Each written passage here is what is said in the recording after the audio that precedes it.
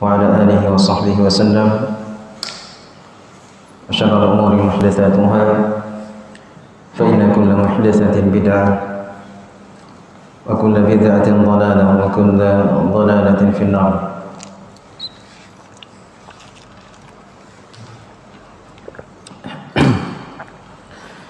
Jemaah salat maghrib yang semoga dimuliakan oleh Allah Subhanahu wa ta'ala. Kembali saya mengingatkan kepada jemaah sekalian agar kiranya kita senantiasa memuji Allah Subhanahu wa ta'ala, membesarkan, mengagungkannya karena nikmat yang terlalu banyak ya Allah Subhanahu wa ta'ala berikan kepada kita. Terkhusus di malam hari ini Allah memberikan kita di rumah dari rumah-rumahnya dalam rangka menjalankan sebuah ketaatan, amalan saleh yang diridhai, dicintai oleh Allah Subhanahu wa ta'ala. Tidak lain dan tidak bukan adalah bertafaqquh fid din, mempelajari agama Allah Subhanahu wa ta'ala, bermajlis ilmu agama. Salawat dan salam semoga tercurahkan kepada baginda Rasulullah sallallahu alaihi wasallam, kepada para sahabat beliau, kepada istri-istri beliau, dan kepada siapa saja yang mengikuti langkah-langkah mereka dengan cara yang baik hingga hari kiamat kelak. Allahumma amin. Kaum muslimin jemaah salat maghrib yang semoga dimuliakan oleh Allah Subhanahu wa ta'ala. Tema kita di malam hari ini, kita akan membahas seputar harta antara halal dan haram. Tentunya kita ketahui bersama bahwa manusia sebagai makhluk sosial mempunyai kewajiban dan hak yang harus mereka tunaikan dalam kehidupannya. Mereka harus menjalankan aktivitas bekerja untuk mencari nafkah, menghidupi keluarga, menghidupi anak dan istri, dan itu merupakan kewajiban bagi setiap siapa saja yang mempunyai tanggung jawab. Namun dari harta yang dicari oleh setiap anak cucu Adam, ada saja rintangan-rintangan dan hambatan-hambatan dalam mencari harta tersebut, karena proses dalam pencarian harta ini, dalam mencari rezeki Allah Subhanahu wa ta'ala, ada banyak rintangan yang harus dilalui. Ada aturan yang Allah buat sehingga seorang hamba, seorang muslim harus terikat dengan aturan tersebut, supaya harta yang dia dapatkan adalah harta yang halal dan thayyiban. Secara umum bahwa harta yang dikatakan sebagai harta yang baik, harta yang berberkah ketika memenuhi dua kriteria. Yang pertama dia halal, kemudian dia thayyib, dia adalah rezeki atau makanan yang baik. Tidak cukup sampai halal saja, tapi harus terkumpul padanya halal dan thayyiban, dia halal lagi baik. Karena terkadang ada harta, makanan, minuman, dia halal tapi tidak bagus untuk dikonsumsi, seperti misalnya nasi basi, atau misalnya buah-buahan yang sudah busuk. Dia halal tapi dia tidak baik untuk dikonsumsi. Oleh karenanya seorang muslim dan muslimah perlu mengetahui apa saja aturan main yang dibuat dalam agama kita, sehingga kita terpatok dan berjalan sesuai dengan kaidah-kaidah syariat. Hadirin sekalian yang semoga dimuliakan oleh Allah Subhanahu wa ta'ala, tentunya tidak asing lagi bahwa harta yang dipegang, yang dimiliki oleh seorang muslim dan muslimah pada dasarnya mempunyai potensi yang sangat besar untuk menjadi fitnah, menjadi ujian bagi siapa saja memilikinya. Saya ulangi bahwa harta yang dimiliki, yang didapatkan setiap muslim dan muslimah, dia mempunyai potensi yang sangat besar untuk menjadi fitnah, menjadi ujian bagi setiap muslim dan muslimah. Saya bahasakan dengan kalimat fitnah. Fitnah dalam bahasa Arab bukan fitnah yang sering kita kenal dalam bahasa Indonesia, tapi fitnah dalam bahasa Arab, dalam bahasa agama kita, bermakna ujian dan cobaan. Jadi harta itu sendiri yang dipegang dimiliki oleh setiap manusia mempunyai potensi yang sangat besar untuk menjadi fitnah bagi pemiliknya. Oleh karenanya Rasulullah SAW telah berdoa kepada Allah Subhanahu wa taala, berlindung kepada Allah dari harta yang menjadi fitnah.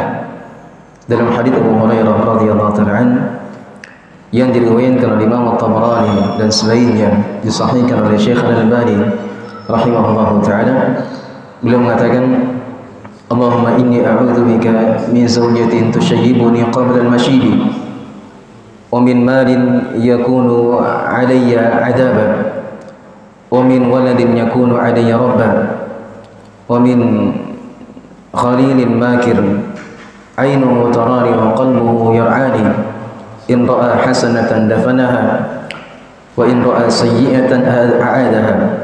Kata beliau sallallahu alaihi wasallam, ya Allah, saya berlindung kepadamu dari seorang istri yang membuatku tua sebelum waktunya. Ini yang pertama yang Rasulullah SAW memohon perlindungan kepada Allah, yaitu memohon perlindungan dari seorang istri yang membuat saya beruban, membuat saya tua, membuat saya gundul sebelum waktunya, karena akhlaknya yang buruk, karena perangainya yang tidak bagus, senang membantah suami, banyak tuntutannya, banyak maunya, banyak keinginannya. Kalau tidak diikuti langsung mojok, langsung berkerut mukanya. Kalau gaji harus diserahkan sepenuhnya kepada istri. Maka Rasulullah SAW meminta kepada Allah Subhanahu wa taala perlindungan dari seorang istri yang membuat suaminya menjadi tua sebelum waktunya. Kemudian yang kedua, wa min malin yakunu 'alayya 'adaba. Ya Allah, saya berlindung kepadamu. Itulah harta yang membuat fitnah bagi seorang hamba, yang menjadi fitnah, menjadi ujian bagi seorang hamba. Oleh karenanya seorang muslim dan muslimah, siapa saja yang memiliki harta, hendaknya dia senantiasa memohon kepada Allah perlindungan agar dijauhkan dari harta yang menjadi ujian dan cobaan bagi dirinya. Apa maksudnya harta yang membuat atau menjadikan atau menjadi ujian dan cobaan bagi dirinya? Maksudnya ketika harta tersebut tidak membuatnya semakin berzikir kepada Allah, mensyukuri nikmat Allah. Itu adalah nikmat yang berbahaya. Itu adalah nikmat atau harta yang menjadi adab bagi pelakunya, bagi pemiliknya. Allah Subhanahu wa taala berfirman juga dalam surah At-Taghabun dan juga dalam surah Al-Anfal, wa'lamu annama amwalukum wa auladukum fitnah. Kata Allah Subhanahu wa taala, ketahuilah bahwasanya anak-anak kalian dan harta-harta kalian adalah fitnah dan ujian dan cobaan, kata Allah. Jadi secara umum yang namanya harta itu bisa menjadi fitnah bagi seorang hamba, menjadi fitnah, menjadi ujian dan cobaan. Apakah dengan harta yang dia miliki bisa menjadi semakin dekat kepada Allah, rajin salat, rajin zikir, rajin baca Quran, tidak lupa kewajiban, meninggalkan yang diharamkan, ataukah sebaliknya semakin jauh dari kewajiban, semakin jauh dari perkara-perkara sunnah. Ini kita belum berbicara harta yang halal dan haram. Kita bicara tentang harta fi haddi dzatihi. Harta itu sendiri, seperti saya katakan, dia sudah menjadi fitnah, terkadang menjadi fitnah untuk setiap hamba. Oleh karenanya setiap dari kita harus punya kewaspadaan, punya waspada, kekhawatiran jangan sampai harta yang kita miliki, dari pakaian, dari sendal, dari rumah, dari AC, dari tempat tidur, apapun itu, ketika semua fasilitas yang kita miliki, harta yang kita miliki tidak membuat kita semakin dekat kepada Allah Subhanahu wa taala, maka harta ini adalah harta yang sifatnya adab, menjadi ujian dan cobaan bagi pemiliknya. Hadirin sekalian yang semoga dimuliakan oleh Allah Subhanahu wa taala, benarlah sabda beliau sallallahu alaihi wasallam, apa yang dikhabarkan, apa yang diinformasikan oleh baginda Rasulullah SAW jauh-jauh sebelumnya, 14 abad yang lalu. Beliau menceritakan kepada kita bahwa akan datang suatu zaman di mana manusia tidak peduli lagi dengan penghasilannya, apakah penghasilan ataukah pendapatan yang didapatkan dari jalan yang halal ataukah dari jalan yang haram. Dari hadis Nabi SAW beliau mengatakan, sayati 'alan nasi zamanun la yubali fihi an-nas bima akhad amin halalin am haram.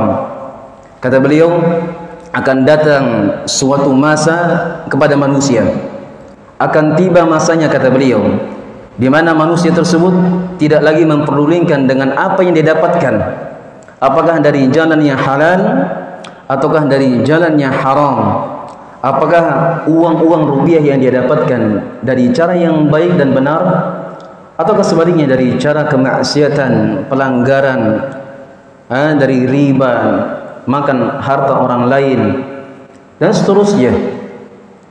Kita melihat fenomena yang terjadi di zaman sekarang, banyak sekali orang-orang yang lebih mengedepankan dunianya, hanya sekedar memuaskan syahwatnya, hanya sekedar untuk menyenangkan anak dan istrinya, dia rela mengorbankan dirinya untuk bekerja di sebuah perusahaan yang diharamkan, bekerja di perbankan, bekerja di pembiayaan, bekerja di pegadaian, bekerja di asuransi. Ini semuanya adalah perusahaan-perusahaan yang melegalkan transaksi riba. Dan kita ketahui bersama bahwasanya riba ini adalah sebuah perkara yang sangat mengancam keamanan suatu negara. Dia adalah sebuah dosa apabila nampak dalam sebuah negara, maka akan menjadi potensi yang sangat besar untuk mendatangkan azabnya Allah Subhanahu wa taala.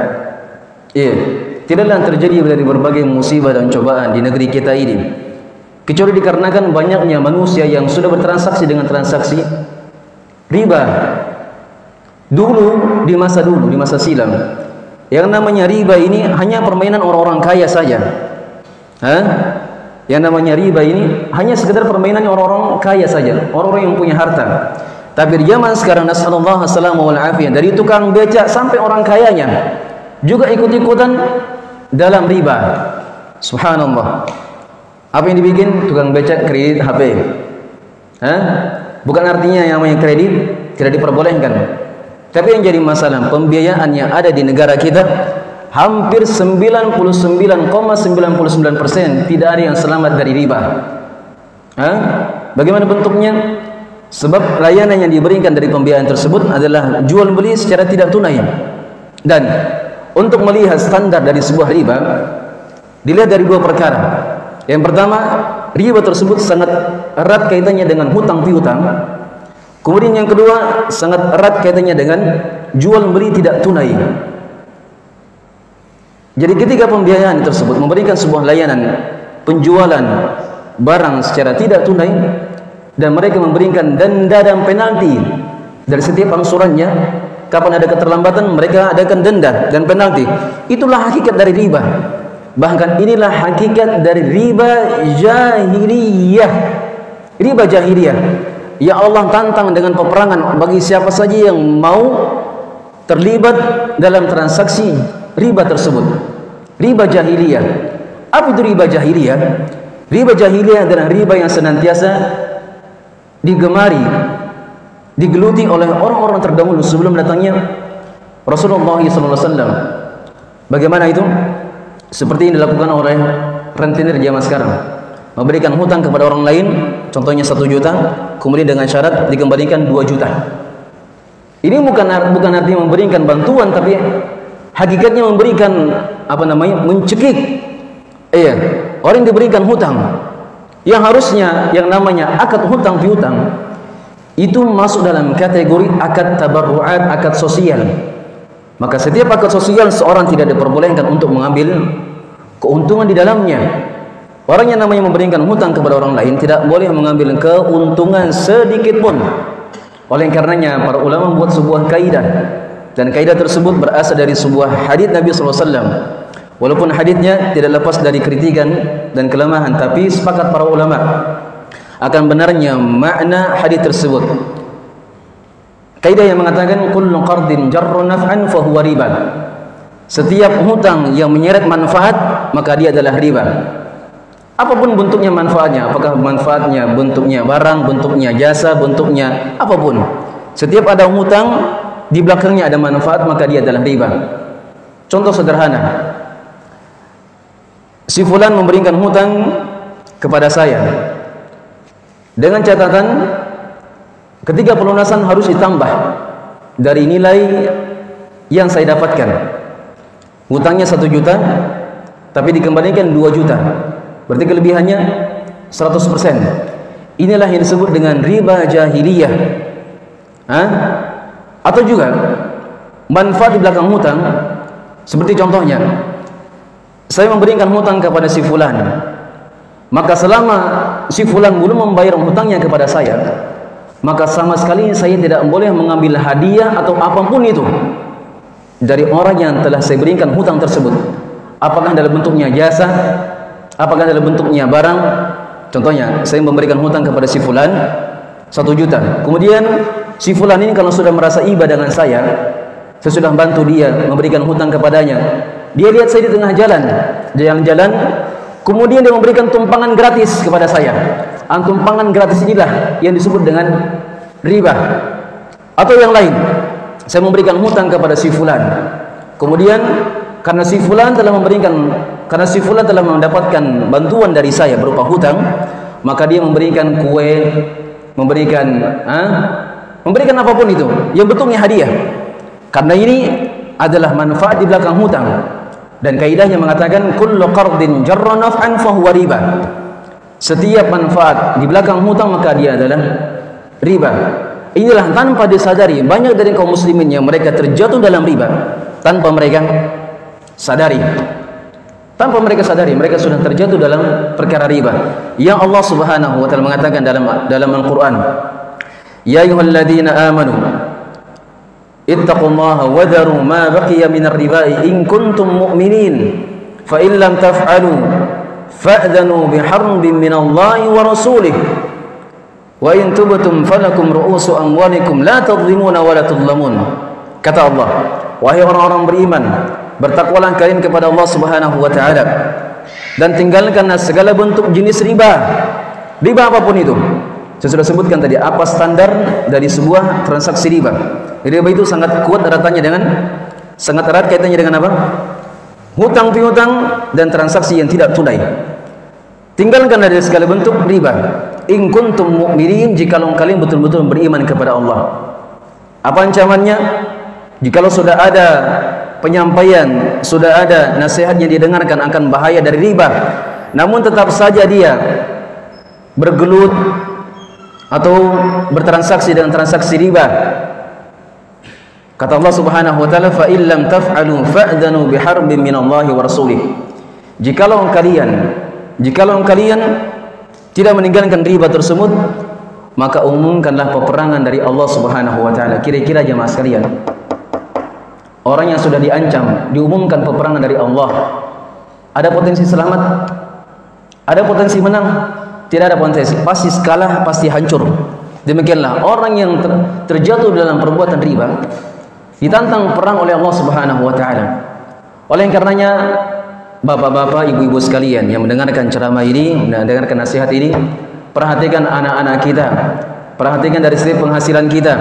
Jangan sampai kita menyekolahkan anak kita sampai mereka mendapatkan gelar, sampai mereka mendapatkan gelar sarjana S1, S2, S3 hanya untuk memberikan pekerjaan kepada mereka, pekerjaan di perbankan, di pegadaian, di asuransi, ataukah di perpajakan sekalipun. Ini semua lembaga-lembaga yang melegalkan dari transaksi riba. Iya. Apalagi yang namanya perbankan, tidak yang berlabel syariah, apalagi yang tidak berlabel syariah. Semua adalah lembaga keuangan yang melegalkan transaksi riba, memberikan hutang kepada nasabah, kemudian memberikan bunga di belakang hal tersebut. Bunga mau dinamakan dia apapun itu, yang namanya riba tetaplah riba, tidak mengubah statusnya, tetap dia haram di sisi Allah Subhanahu wa taala. Oleh karenanya jemaah sekalian yang semoga dimuliakan oleh Allah Subhanahu wa taala, perhatikan, Allah Subhanahu wa taala memerintahkan kepada setiap manusia agar mereka memakan dari apa yang mereka dapatkan, memakan dan mengkonsumsi dari muka bumi ini dari sesuatu yang halal. Kenapa demikian jemaah sekalian? Karena yang namanya harta halal dan harta yang haram sangat berpengaruh kepada kejiwaan manusia. Tidaklah Allah Subhanahu wa taala mengharamkan makan babi dan makan anjing kecuali dikarenakan bahwa dari dua binatang tersebut kalau dikonsumsi maka akan berpengaruh kepada kejiwaan seorang manusia, kejiwaan seorang muslim, akhlak dan moral seorang muslim. Saya berikan pengalaman kepada jamaah sekalian. Dulu di tahun 2016, 2017 saya pernah tinggal di Ternate. Dimaklumi di Ternate banyak orang-orang non muslim. Karena non muslim di sana makanan mereka tidak ada aturannya. Mereka makan babi di hadapan kita, makan anjing, makan ular dan seterusnya. Akhirnya apa? Karena makanannya adalah makanan yang haram, demikian pula mereka terpengaruh dengan makanan tersebut. Akhlaknya tidak ada, adabnya tidak ada. Karena akhlak yang ada pada binatang tersebut melengket pada jiwa mereka. Na'udzubillahi min dzalik. Itulah yang kita dapati. Iya. Hampir kebanyakan dari orang-orang yang makan dari harta yang haram, akhlaknya buruk, tidak ada adabnya, tidak ada agamanya. Jadi jangan dipikir bahwasanya dari harta yang halal, harta yang haram tidak ada pengaruhnya dengan akhlak dan moral seorang muslim. Kenapa dihalalkan demikian? Karena akan memperbaiki jiwa seorang muslim. Kenapa diharamkan demikian? Karena itu akan mempengaruhi jiwa dan akhlak seorang muslim. Iya. Makanya jamaah sekalian, tidak heran kalau kita mendapati ada sebagian dari anak-anak kita, putri-putri kita, istri-istri kita, atau sebaliknya suami-suami kita yang tadinya mendengarkan nasihat, yang tadinya sering mendengarkan, yang tadinya patuh kepada orang tua, yang tadinya berbakti kepada suaminya, kemudian setelah kita memberikan suatu makanan kepada mereka, setelah makanan tersebut mereka konsumsi, berubah akhlaknya sedemikian rupa. Yang tadinya baik, yang tadinya murah senyum, langsung berubah sedemikian rupa. Mulai membangkang, mulai tidak mendengarkan nasihat. Apa akibatnya jemaah sekalian? Barangkali ada makanan yang haram yang kita berikan kepada mereka. Barangkali ada makanan yang haram yang kita berikan kepada mereka. Jadi jangan disalahkan ketika anak tersebut berubah akhlaknya, berubah moralnya, berubah adabnya. Barangkali makanan yang kita berikan kepada mereka adalah makanan yang haram. Jangan disalahkan mereka. Iya, cek diri masing-masing. Oleh karenanya saya tekankan lagi, Allah Subhanahu wa taala ketika memerintahkan sesuatu dalam agama kita, maka pastikan di balik perintah tersebut ada maslahat untuk manusia. Mereka tahukah atau tidak tahu? Itulah yang disebut dengan kaidah yang disepakati oleh para ulama, disebutkan oleh Syekhul Islam Ibnu Taimiyah dan Imam Ibnu Qayyim rahimahullahu taala dalam kitab-kitab mereka. Kata mereka, asy-syari'u la ya'mur illa bima maslahatuhu khalisah aw rajihah wa la yanha illa amma mafsadatuhu khalisah aw rajihah. Kaidah ini saya sudah sebutkan kepada mahasiswa sunnah semuanya. Kaidah yang mengatakan bahwasanya syariat tersebut tidaklah memerintahkan sebuah perintah kecuali di belakang perintah tersebut ada maslahat yang murni ataukah maslahat yang mendominasi. Pastikan itu. Apa yang diperintahkan dalam agama kita, makan yang halal, menegakkan kewajiban. Di balik perintah tersebut ada maslahat untuk manusia. Sadarkah mereka atau tidak sadar? Tahukah mereka atau tidak tahu bahwa di belakang perintah yang Allah perintahkan itu ada maslahat untuk mereka? Apakah maslahatnya murni ataukah maslahatnya mendominasi? Salat yang Allah perintahkan, yang Allah wajibkan, itu maslahatnya khalisah, murni untuk hamba itu sendiri. Tauhid yang Allah perintahkan kepada manusia, itu murni maslahatnya untuk manusia, untuk orang lain, untuk negeri yang dia pijak. Sebab dengan adanya kesyirikan akan mengancam stabilitas negara, akan terancam keamanan negara. Terjadinya dari berbagai gempa bumi, tsunami, tidak lain tidak bukan karena apa? Adanya kesyirikan. Allah Subhanahu wa taala memerintahkan dalam Al-Qur'an agar setiap dari manusia, bukan seorang muslim saja, tapi setiap dari manusia, agar mereka memakan dari apa yang di muka bumi ini halalan tayyiban. Ya ayuhan nasu kulu mimma fil ardi halalan tayyiban wa la tattabi'u khutuwatis syaitan innahu lakum aduwwum mubin. Wahai sekalian manusia, panggilan dari Allah Subhanahu wa taala, bukan panggilan dari sang penceramah, bukan panggilan dari Ahmad Amirul, tapi panggilan dari Allah Subhanahu wa taala. Wahai sekalian manusia, mencakup semua manusia, tua, muda, laki-laki, perempuan, yang hina, yang mulia, yang berpangkat, tidak berpangkat, yang bersarjana, yang tidak bersarjana. Mencakup semuanya. Wahai sekalian manusia, makanlah apa yang ada di muka bumi ini, konsumsilah apa yang ada di muka bumi ini, halalan thayyiban, dia halal dan dia thayyiban. Harus terkumpul dua perkara ini. Dia halal dan dia thayyiban. Tidak cukup halal kemudian tidak thayyib. Tidak cukup thayyib kemudian tidak halal, tapi harus terkumpul pada dua perkara. Dia halal, dia thayyib. Oleh karenanya mungkin ada yang mengatakan, kalau rokok Ustaz, rokok dia sudah tidak halal dan dia tidak thayyib lagi, maka dia haramkan dalam agama. Mana dalilnya Ustaz? Alhamdulillah, perlu kita syukuri bahwa orang-orang yang masih melegalkan rokok ini masih minta dalil. Berarti masih apa? Masih ada kecenderungannya, masih ada kebutuhannya kepada dalil. Alhamdulillah. Baik, kita katakan Allah Subhanahu wa taala ketika memerintahkan kepada kita untuk mengkonsumsi sesuatu yang baik, maka dipastikan bahwa rokok ini adalah sesuatu yang tidak baik untuk kesehatan manusia. Dari situlah kenapa para ulama di zaman sekarang mengharamkan yang namanya rokok tersebut. Kenapa? Karena dia mengganggu kesehatan bahkan nyawa seorang muslim. Mengganggu. Tidak yang merokok secara langsung atau tidak perokok yang pasif. Semua yang akan terasa terganggu karenanya. Oleh karenanya Allah Subhanahu wa taala mengatakan, ya ayyuhan nasu kulu mimma fil ardi halalan thayyiban. Wahai sekalian manusia, makanlah apa yang ada di muka bumi. Dan ternyata kalau kita membuat sebuah penelitian dari apa saja Allah halalkan dari makanan-makanan, itu sifatnya sangat lebih banyak daripada apa yang Allah haramkan kepada kita. Dipastikan itu makanan yang Allah halalkan kepada kita itu lebih banyak daripada yang Allah haramkan kepada kita. Yang diharamkan sifatnya terbatas, dari binatang, babi, anjing, atau apa saja binatang-binatang buas yang sifatnya memakan daging atau yang semisal dengannya, atau yang lain-lainnya. Kemudian juga Allah mengharamkan bangkai, karena bangkai tersebut telah diadakan sebuah penelitian bahwa orang yang terbiasa makan bangkai tersebut akan berpengaruh kepada kesehatan tubuhnya, akan mempengaruhi, akan mengancam kesehatan tubuhnya. Iya. Juga diharamkan untuk mengkonsumsi darah, karena darah tersebut akan juga merusak dari kesehatan manusia.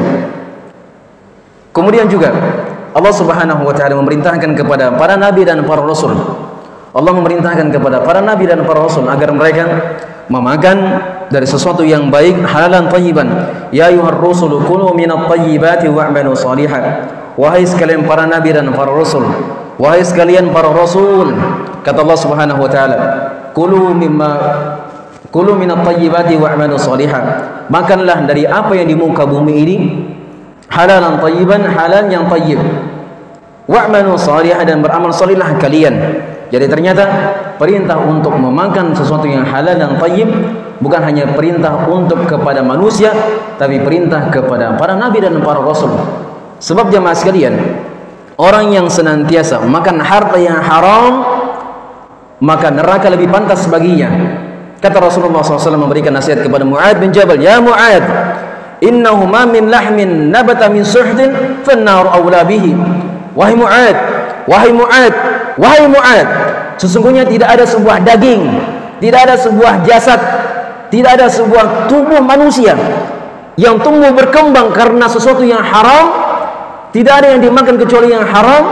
Dikumpulkan hartanya dari jalan yang haram, fannaru awla bihi, kata beliau, maka neraka lebih pantas baginya. Artinya apa yang artinya jemaah sekalian? Orang yang membiasakan untuk makan sesuatu yang haram, maka neraka lebih pantas baginya, kata Rasulullah SAW. Iya. Dan juga dampak buruk dari makan harta yang haram ini paling bahaya juga. Bahwasanya Allah Subhanahu wa taala itu tidak mengabulkan doa siapa saja yang senang makan harta yang haram. Dalam hadis diriwayatkan oleh Imam Al-Bukhari, Imam Muslim, Rasulullah SAW menyebutkan seorang lelaki, dzakar rajul yutilu safar ash'atha aghbar yamuddu yadayhi ila as-sama' faqala ya rabbi wa mat'amuhu haram wa mashrabuhu haram wa malbasuhu haram wa ghudhiya bil haram fa anna yustajabu lahu. Beliau menyebutkan sebuah kisah seorang lelaki yang mengadakan sebuah perjalanan yang sangat jauh rambutnya sudah usang-usangan.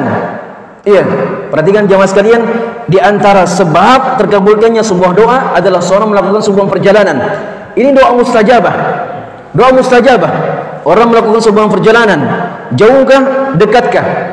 Kemudian yang kedua, asy'at akbar, rambutnya usang-usangan, juga di antara sebab dikabulkannya doa seorang muslim.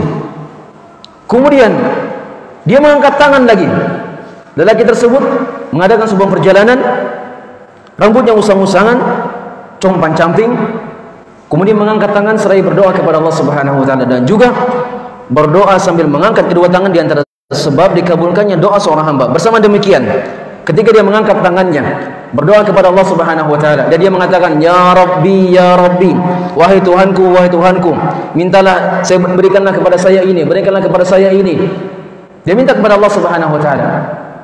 Nabi sebutkan bagaimana karakter dan sifat dari orang tersebut.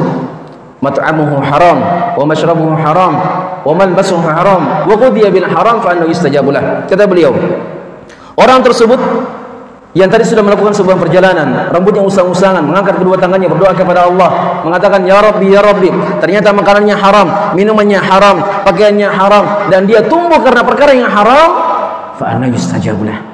Maka bagaimana mungkin doanya akan dikabulkan oleh Allah Subhanahu wa taala? Inilah yang paling penting bagi kita, untuk kita semuanya mengetahui bahwa ternyata terkadang kita tidak dikabulkan doa kita, tidak lain dan tidak bukan karena apa? Ada barang yang haram yang masuk pada tubuh kita. Kita sudah berdoa bertahun-tahun, puluhan tahun, namun ternyata Allah Subhanahu wa taala tidak mengabulkannya. Barangkali ada sesuatu yang haram yang masuk pada tubuh kita. Iya. Jamaah sekalian yang semoga dimuliakan oleh Allah Subhanahu wa taala, ketahuilah bahwasanya apa saja yang dicari oleh setiap manusia dari rezeki, dari harta, maka dia harus terikat dengan aturan Allah Subhanahu wa taala. Apa saja yang diajarkan, apa saja yang dituntunkan oleh agama kita, itulah yang kita jalankan. Sebab kita sebagai seorang muslim harus terikat dengan aturan Allah Subhanahu wa taala. Banyak sekali pekerjaan-pekerjaan yang halal dan pekerjaan-pekerjaan yang haram juga relatif sangat sedikit. Iya. Banyak sekali dari manusia zaman sekarang berdalilkan, Ustaz, kalau saya tidak bekerja di perbankan ini, cuma ini saja pekerjaan saya. Kalau saya tidak bekerja di perbankan ini akan hilang mata pencaharian saya. Gaji yang sekian puluhan juta akan hilang begitu saja, Ustaz. Saya akan menjadi miskin. Lalu saya mau kerja di mana, Ustaz? Subhanallah. Apakah begitu pendeknya pemikiran orang seperti ini? Dia mengira bahwasanya dia akan hidup ketika dia bekerja di perbankan. Dia mengira bahwasanya ketika dia kerja di perbankan, dia akan menjadi orang yang kaya raya, menjadi orang yang sukses, orang yang berbahagia. Ya jemaah sekalian, andai kata kebahagiaan tersebut berbanding lurus dengan harta yang banyak, atau sebaliknya harta yang banyak berbanding lurus dengan kebahagiaan, maka sungguh Qarun adalah orang yang paling bahagia. Namun bersama demikian Qarun Allah tenggelamkan di muka bumi karena dia bermaksiat kepada Allah Subhanahu wa taala dan tidak ada kebahagiaan dalam hidupnya. Padahal Qarun adalah manusia yang paling kaya. Qarun manusia yang paling kaya, manusia yang paling banyak hartanya.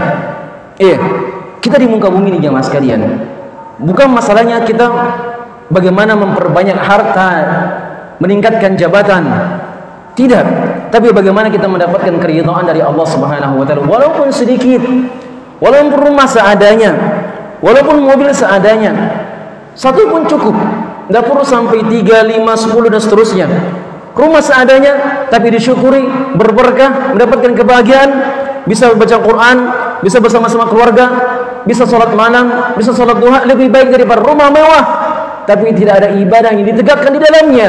Tidak ada sholat malam, tidak ada sholat duha, tidak ada zikir, tidak ada baca Quran, tidak mengundang orang-orang fakir ke dalam rumahnya.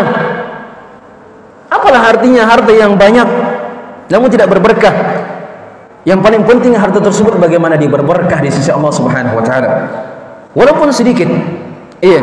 Sebab di dunia ini jemaah sekalian, bukan seorang itu punya ambisi untuk mendapatkan harta yang banyak namun tidak memperhatikan dari mana didapatkan. Dalam sebuah hadis Abdullah bin Mas'ud radhiyallahu anhuma yang diriwayatkan oleh Imam Tirmidzi, perhatikan jemaah sekalian, untuk pertanyaan di alam akhirat, pertanyaan di akhirat kelak, Pertanyaan yang paling banyaknya adalah terkait dengan harta seorang muslim. Yang lain-lainnya pertanyaan cuma satu. Tapi khusus untuk harta ini pertanyaannya dua sekaligus. Rasulullah SAW mengatakan, la tazulu qadama 'abdin yaumal qiyamati hatta yus'al an arba'. Empat ini ya? Empat ini ya? Empat. Caca. La tazulu qadama 'abdin, tidak akan bergoyang, tidak akan bergeser kedua kaki seorang hamba pada hari kiamat ketika mereka manusia dihadapkan di hadapan Allah, berdiri di hadapan Sang Khalik, Sang Pencipta alam semesta. Yang ketiga, di masa itu, di waktu itu, bumi telah diganti dengan bumi yang lain, langit diganti dengan langit yang lain. Manusia berdiri di hadapan Allah, tidak akan bergeser kedua kaki seorang hamba sampai ditanya tentang empat perkara. An umrihi fima afnah, dari umurnya di mana dia habiskan. Wa an syababihi fima ablah, dari masa mudanya di mana dia usangkan. Wa an malihi min aina iktasabahu wa fima anfaqahu, dari hartanya di mana dia dapatkan. Dari hartanya di mana didapatkan? Fulan, mobilmu di mana kamu dapatkan? Apakah dari riba, ataukah mencuri, ataukah menipu orang? Wahai fulan, rumahmu yang begitu mewah, kamu apakan? Di mana kamu dapatkan itu semua? Di mana kamu dapatkan? AC-nya, kipas anginnya, kompornya, jendelanya, pintunya, tegelnya. Di mana kamu dapatkan semua itu fulan? Dari jalan yang mana? Di mana kamu dapatkan? Min aina iktasabahu, dari mana didapatkan? Wa fi ma anfaqu, di mana dia infakkan, di mana dia habiskan. Untuk harta dua pertanyaannya. Kalau hidup tadi satu pertanyaannya. Masa muda satu pertanyaannya. Tapi kalau untuk harta dua. Di mana dia dapatkan dan di mana dia habiskan. Ingat jamaah sekalian yang semoga dimuliakan oleh Allah Subhanahu wa taala. Perhatikan sekali lagi bahwa harta yang dimiliki oleh seorang hamba, walaupun terkadang dia halal, tapi tetap dia bisa menjadi potensi yang sangat besar untuk menjadi fitnah bagi pemiliknya. Walaupun dia halal, terkadang dia juga menjadi potensi yang sangat besar untuk menjadi fitnah bagi pemiliknya. Oleh karena jangan pernah merasa aman dari sebuah harta tersebut, karena Allah sendiri bukan main-main jemaah sekalian. Seorang nabi yang mulia saja, Nabi Sulaiman alaihi salatu wassalam, Nabi Sulaiman saja terfitnah dengan sebagian harta yang beliau miliki. إذ عرض عليه بالعشي الصافنات الجياد فقال رب إني أحببت حب الخير عن ذكر ربي حتى توارت بالحجاب. Nabi Sulaiman alaihi salatu wasallam, ya Allah berikan kemuliaan kepada beliau begitu banyak. Bisa berbicara kepada binatang-binatang, bisa meniupkan angin, bisa mengatur dari berbagai makhluk-makhluk yang gaib. Banyak kemuliaan Allah berikan kepada beliau. Namun bersama demikian, ketika diperhadapkan kepada beliau kuda-kuda yang sangat bagus, kuda-kuda perang yang sangat cantik, yang sangat menawan, diperhadapkan kepada beliau. Di masa silam, yang namanya kuda adalah barang yang sangat berharga, harta yang sangat menarik. Diperhadapkan kepada beliau kuda-kuda yang sangat menarik, sehingga beliau terluputkan dari zikir kepada Allah Subhanahu wa taala. Beliau langsung lupa zikir di waktu sore hari. Subhanallah. Nabi Sulaiman saja dengan kemuliaan beliau juga terfitnah dengan harta tersebut. Bagaimana lagi dengan kita? Iya, tentunya kita tidak boleh merasa aman dari harta tersebut. Allah mengatakan, innama amwalukum wa auladukum fitnah. Sesungguhnya harta-harta kalian, anak-anak kalian adalah fitnah bagi kalian. Terkadang harta yang kita miliki membuat kita tidak ingat lagi negeri akhirat. Terkadang harta yang kita miliki, kita tidak mengetahui hak dan kewajibannya, tidak kita keluarkan infaknya, tidak kita sedekahkan, tidak kita bantu orang lain, tidak kita jalin silaturahmi, tidak kita bantu orang tua, tidak kita nafkahkan kepada orang yang berhak mendapatkannya. Iya, yang harusnya harta tersebut kita keluarkan haknya. Jamaah sekalian yang semoga dimuliakan oleh Allah Subhanahu wa taala. Tadi saya menyinggung bahwa di antara pekerjaan-pekerjaan yang haram adalah seorang bekerja di perbankan, di pegadaian, di pembiayaan, atau di asuransi, atau bahkan di perbajakan. Kenapa demikian jemaah sekalian? Karena dari semua yang disebutkan tadi adalah perusahaan-perusahaan, lembaga-lembaga keuangan yang melegalkan dari transaksi yang diharamkan oleh Allah Subhanahu wa taala. Secara umum bahwa semua transaksi yang diharamkan, semua transaksi dan semua akad yang diharamkan dalam agama kita itu bisa dikategorikan sebagai riba. Berdasarkan ucapan Ibnu Abi Aufa, salah seorang sahabat yang mulia, beliau mengatakan, an-najish, akilur riba, wa kha'in. Perhatikan, beliau menyebutkan bahwa semua transaksi yang diharamkan beliau namakan sebagai riba. Apa itu? Kata beliau, najish, orang yang melakukan akad najash, dia pemakan riba dan dia berkhianat. Saya sebutkan contoh dari akad najash ini. Akad najash seperti saya dan fulan sedang tawar menawar untuk sebuah barang. Saya katakan, fulan, ini harganya 300.000 HP misalnya. 300.000 ini sudah HP yang paling bagus, tapi saya jual kepada kamu 300.000. Datanglah si Mr. X mengatakan kepada si fulan untuk mengkompor-kompori, itu harganya sebenarnya mahal sekali, 500.000 saya berani beli. Orang yang Mr. X tadi ini, dia mengatakan demikian bukan maksudnya untuk membeli barang, tapi untuk mengkompor-kompori agar si fulan membeli barangnya. Ini sering terjadi, tidak? Sering terjadi di penjual-penjual obat di pasar-pasar. Mereka kumpul-kumpul, padahal teman-temannya semua ini ditawarkan barang. Teman-temannya menawar, ini saya beri, ditawar harga yang tinggi supaya menarik orang lain, agar orang lain memberi barang tersebut. Orang seperti ini, Mr. X tadi yang mengkompor-kompori manusia agar memberi barang, itu yang disebut dengan najish. Kata beliau, najish, akilur riba, kha'in. Orang yang melakukan akad najash, dia pemakan riba dan dia pengkhianat. Padahal kalau kita melihat dari akad najash tadi, tidak ada sangkut pautnya dengan apa? Hutang piutang, dan tidak ada sangkut pautnya dengan apa? Jual beli tidak tunai. Tapi Abdullah ibn Abi Aufa mengatakan bahwa najash ini adalah pemakan riba dan orang yang berkhianat.